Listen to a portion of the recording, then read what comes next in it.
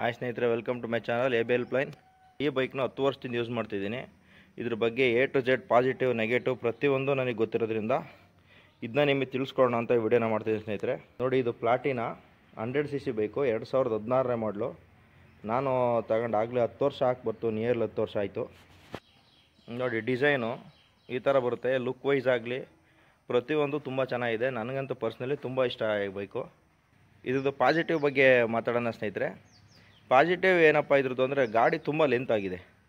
ನೀವು ಬೇರೆ ಬೈಕ್ಗಳಿಗೆ ಹೋಲ್ಸ್ಕೊಂಡ್ರೆ ಸೀಟ್ ಏನಿದೆಯಲ್ಲ, ಈ ಸೀಟು ತುಂಬ ಲೆಂತ್ ಇದೆ. ಹಾಗಾಗಿ ಆರಾಮಾಗಿ ಕುತ್ಕೊಂಡು ಓಡಾಡ್ಬೋದು. ಹಿಂದ್ಗಡೆ ಒಬ್ಬರು ಕುತ್ಕೊಂಡ್ರು ಏನು ಹತ್ತತ್ರ ಕುತ್ಕೋಬೇಕು ಅಂತ ಏನಿಲ್ಲ, ಸ್ವಲ್ಪ ಗ್ಯಾಪ್ ಇರೋದ್ರಿಂದ ಸೀಟ್ ಕಂಫರ್ಟ್ ಚೆನ್ನಾಗಿರ್ತದೆ. ಅದು ಮೊದಲನೇ ಇದ್ರದ್ದು ಪಾಸಿಟಿವ್ ಪಾಯಿಂಟು. ಎರಡನೇ ಪಾಸಿಟಿವ್ ಪಾಯಿಂಟ್ ಏನಪ್ಪ ಅಂದರೆ, ಇದ್ರದ್ದು ಎಲೆಕ್ಟ್ರಿಕಲ್ ಸ್ಟಾರ್ಟು.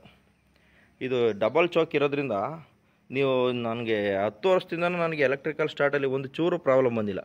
ಒಂದು ಸಲ ಒಂದು ವಾರ ನಿಲ್ಲಿಸ್ಬಿಟ್ಟು ನೀವು ಸ್ಟಾರ್ಟ್ ಮಾಡಿದ್ರು ಪಟ್ಟಂತ ಸ್ಟಾರ್ಟ್ ಆಗುತ್ತೆ. ನೀವು ರೋಡ್ಗಳು ಸ್ವಲ್ಪ ಗುಂಡಿ ಬಿದ್ದಿದ್ರು ಕೂಡ ಸಸ್ಪೆನ್ಷನ್ ಸಖತ್ತಾಗಿ ವರ್ಕ್ ಆಗುತ್ತೆ. ಇದ್ರದ್ದು ಫ್ರಂಟ್ ಆಗಿರ್ಬೋದು, ಬ್ಯಾಕ್ ಆಗಿರ್ಬೋದು, ತುಂಬ ಚೆನ್ನಾಗಿ ವರ್ಕ್ ಆಗುತ್ತೆ. ಹಾಗಾಗಿ ನಮಗೇನು ಸಮಸ್ಯೆ ಬರೋಲ್ಲ. ಸ್ವಲ್ಪ ಗಾಡಿಗಳು ಆರಾಮಾಗಿ ನಾವು ಮೂವ್ ಆಗ್ಬೋದು. ಇದು ಮೂರನೇ ಪಾಯಿಂಟು ಸ್ನೇಹಿತರೆ. ನಾಲ್ಕನೇದು ಏನಪ್ಪ ಅಂದರೆ, ಇದ್ರದ್ದು ಮೈಲೇಜು. ನೀವು ನಂಬಲ್ಲ, ನಾನು ಎಂಥ ಟಫ್ ರೋಡಲ್ಲೂ ಇಬ್ಬರು ಕುತ್ಕೊಂಡು ಓಡಾಡಿ, ನಾವು ಟ್ರಿಬಲ್ ರೈಡು ಕೆಲವು ಸಲ ಮಾಡ್ತೀವಿ, ಬಟ್ ಇಬ್ಬರು ಆರಾಮಾಗಿ ಓಡಾಡ್ಬೋದು. ಓಡಾಡಿದ್ರು ನನಗೆ ಮೈಲೇಜು ಒಂದು 70 ಹತ್ತಿರ ಅಂತೂ ಬಂದೇ ಬರುತ್ತೆ. 70 ಮೇಲೇ, ಒಳಗಡೆ ಅಂತೂ ಯಾವಾಗಲೂ ಬಂದಿಲ್ಲ. 70+ ಮೈಲೇಜು ಯಾವಾಗಲೂ ಬಂದೇ ಬರುತ್ತೆ ಗಾಡಿದು. ಹಾಗಾಗಿ ತುಂಬ ಮೈಲೇಜ್ಗೋಸ್ಕರ ತಗೊಳ್ಳೋರು ಈ ಬೈಕ್ನ ಕನ್ಸಿಡರ್ ಮಾಡ್ಬೋದು ಸ್ನೇಹಿತರೆ. ಒಳ್ಳೆ ಮೈಲೇಜ್ ಬರುತ್ತೆ. ಇದ್ರ ನೆಗೆಟಿವ್ ಕಡೆ ಮಾತಾಡಿದರೆ ಸ್ನೇಹಿತರೆ, ಇದು 100cc ಬೈಕ್ ಆಗಿರೋದ್ರಿಂದ ಮೊದಲನೇ ನೆಗೆಟಿವ್ ಏನಂತ ಹೇಳ್ತೀನಿ ಅಂದರೆ, ಇದ್ರ ಇಂಜನ್ನು ನಿಮಗೂ ಒಬ್ಬರು ಓಡಾಡೋಕ್ಕೆ ಏನು ತೊಂದರೆ ಇಲ್ಲ. ಬಟ್ ನೀವು ಸ್ವಲ್ಪ ಲೋಡ್ ಆಗ್ತಿದ್ದಂಗೆ ಸ್ವಲ್ಪ ನಿಮಗೆ ಕಂಫರ್ಟ್ನೆಸ್ ಕಡಿಮೆ ಆಗ್ತಾ ಹೋಗುತ್ತೆ. ಅಂಥ ಪಿಕಪ್ ಬರೋಲ್ಲ. ಇನಿಷಿಯಲ್ ಆಗಲಿ ಹೋಗ್ತಾ ಇರ್ಬೇಕಾದ್ರೆ ಅಂಥ ಪಿಕಪ್ ಬರೋಲ್ಲ.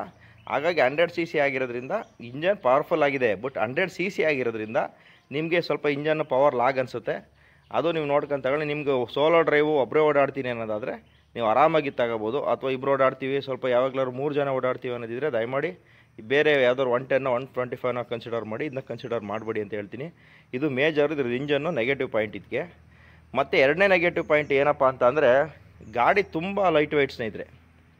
ತುಂಬ ಲೈಟ್ ವೆಯ್ಟ್ ಆಗಿರೋದ್ರಿಂದ ಹೈವೇಗಳಲ್ಲಿ ನಾವು ಹೋಗ್ಬೇಕಾದ್ರೆ ಯಾವ್ದಾದ್ರು ಗಾಡಿ, ದೊಡ್ಡ ಗಾಡಿ ಪಕ್ಕದಲ್ಲಿ ಬಂದುಬಿಟ್ರೆ ಗಾಡಿ ಏನಾಗುತ್ತೆ, ಸ್ವಲ್ಪ ವಾಬ್ಲಿಂಗ್ ಬಂದುಬಿಡುತ್ತೆ, ಶೇಕ್ ಆಗ್ಬಿಡುತ್ತೆ ಗಾಡಿ.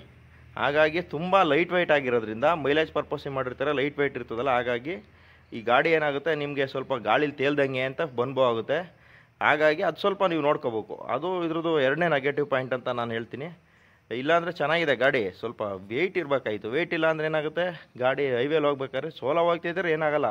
ಬಟ್ ಯಾವ್ದಾದ್ರು ಹೆವಿದು, ಈಗ ರಾಜಹಂಸ ಆ ಥರ ದೊಡ್ಡ ಗಾಡಿಗಳು ಪಕ್ಕದಲ್ಲಿ ಪಾಸ್ ಆಗಿಬಿಟ್ರೆ ಗಾಡಿ ಶೇಕ್ ಬಂದುಬಿಡ್ತದೆ ಏರ್ ಪ್ರೆಷರ್ಗೆ. ಅದೊಂದು ಎರಡನೇ ನೆಗೆಟಿವ್ ಪಾಯಿಂಟು ಸ್ನೇಹಿತರೆ. ಮೂರನೇ ನೆಗೆಟಿವ್ ಪಾಯಿಂಟ್ ಏನಪ್ಪ ಅಂದರೆ, ಇದ್ರದ್ದು ಎಲೆಕ್ಟ್ರಿಕಲ್ ಸ್ಟಾರ್ಟ್ದು ಇದ್ರೊಳಗಡೆ ಒಂದು ಕಾಯಿಲ್ ಬರುತ್ತೆ ಸ್ನೇಹಿತರೆ. ಅದೇನಾಗುತ್ತೆ, ಸರ್ವಿಸ್ ಮಾಡಿಸಿದಾಗ ಅಥವಾ ನೀರು ಹೋದರೆ ಅದು ಏನು ಮಾಡಿದ್ದಾನೆ, ಇಲ್ಲೇ ಸೀಟ್ ಕೆಳಗಡೆನೇ ಇಟ್ಬಿಟ್ಟಿದ್ದಾನೆ. ಇದು ಓಪನ್ ಮಾಡಿ ನೋಡಿದ್ರೆ ನಿಮ್ಗೆ ಗೊತ್ತಾಗುತ್ತೆ, ಒಂದಿಷ್ಟಪ್ಪ ಕಾಯಿಲ್ ಇರುತ್ತೆ. ಅಲ್ಲೇನಾಗಿದೆ, ಅದು ಯಾವಾಗಲಾದ್ರು ನೀರು ಹೋದಾಗ ಅಥವಾ ಮಳೆಗಿಳಲ್ಲಿ ನಿಲ್ಲಿಸಿದಾಗ ಏನಾಗುತ್ತೆ, ಅಲ್ಲಿಗೆ ನೀರು ಹೋಗ್ಬಿಡುತ್ತೆ. ನೀರು ಹೋದಾಗ ಏನಾಗುತ್ತೆ, ಅದು ಸ್ಟಾರ್ಟ್ ಆಗೋಕ್ಕೆ ತೊಂದರೆ ಆಗುತ್ತೆ. ಆಗ ಸ್ವಲ್ಪ ನಾವು ಅದೆಲ್ಲ ಬಿಚ್ಚಿ ಕ್ಲೀನ್ ಮಾಡಿ ಆ ಪ್ಲಗ್ಗೆಲ್ಲ ಸಿಕ್ಸಿ ಹಾಕ್ಬೇಕಾಗುತ್ತೆ. ಅದು ಪ್ಲೇಸ್ಮೆಂಟ್ ಸರಿ ಇಲ್ಲ ಅಂತ ಅನ್ಕೋತೀನಿ. ಡಿಸ್ಕವರ್ ಮತ್ತು ಇದು ಎರಡರೂ ಅದೇ ಸಮಸ್ಯೆ ಇದೆ ಅಂತ ಮೆಕ್ಯಾನಿಕ್ ಹೇಳ್ತಿದ್ರು. ನನಗೆ ಅದೊಂದು 2-3 ಸಲ ಪ್ರಾಬ್ಲಮ್ ಆಗಿಬಿಟ್ಟಿದೆ. ಅದು ಬಿಟ್ಟರೆ ಇನ್ನೇನು ಸಮಸ್ಯೆ ಇಲ್ಲ. ಅದು ಕೂಡ ಇದು ನೆಗೆಟಿವ್ ಪಾಯಿಂಟ್ಗೊಂದು ಸೇರಿಸ್ಬೇಕು ಅಂತ, ಅದ್ರ ಪ್ಲೇಸ್ಮೆಂಟ್ ಅದ್ರದ್ದು. ಹಾಗಾಗಿ ಅದು ಒಂದು ನೆಗೆಟಿವ್ ಪಾಯಿಂಟು. ಕೆಲವು ಸಲ ಗಾಡಿ ಸ್ಟಾರ್ಟ್ ಆಗೋಲ್ಲ ಅಂದರೆ ಒಂದು 10 ನಿಮಿಷ ಟೈಮ್ ಹಿಡಿಯುತ್ತೆ ನಮಗೆ ಅದೆಲ್ಲ ಸ್ವಲ್ಪ ಕ್ಲೀನ್ ಮಾಡಿ ಬಿಚ್ಚಿ ಎಲ್ಲ ಮಾಡೋಕ್ಕೆ. ಅದು ಒಂದು ಇದ್ರದ್ದು ನೆಗೆಟಿವ್ ಪಾಯಿಂಟು.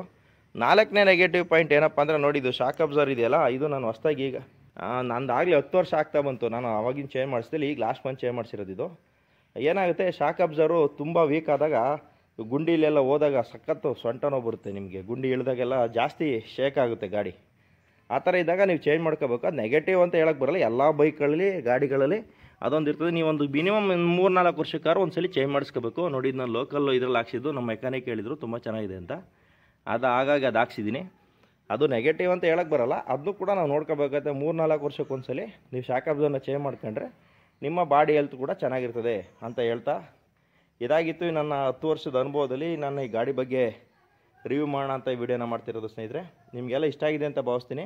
ಈ ಪ್ಲಾಟಿನ ಬಗ್ಗೆ ಇನ್ನೇನಾದ್ರು ನಿಮ್ಗೆ ಡೌಟ್ಗಳಿದ್ರೆ ನೀವು ನನ್ನ ಕಮೆಂಟ್ ಬಾಕ್ಸಲ್ಲಿ ತಿಳಿಸ್ಬೋದು. ನಾನು ನಿಮ್ಗೆ ಉತ್ತರ ಹೇಳ್ತೀನಿ ಅಂತ ಹೇಳ್ತಾ ವಿಡಿಯೋ ನೋಡಿದ ನಿಮಗೆಲ್ಲ ಒಂದ್ಸಿ ಈ ವಿಡಿಯೋ ಮುಗಿಸ್ತಿದ್ದೀನಿ. Thank you.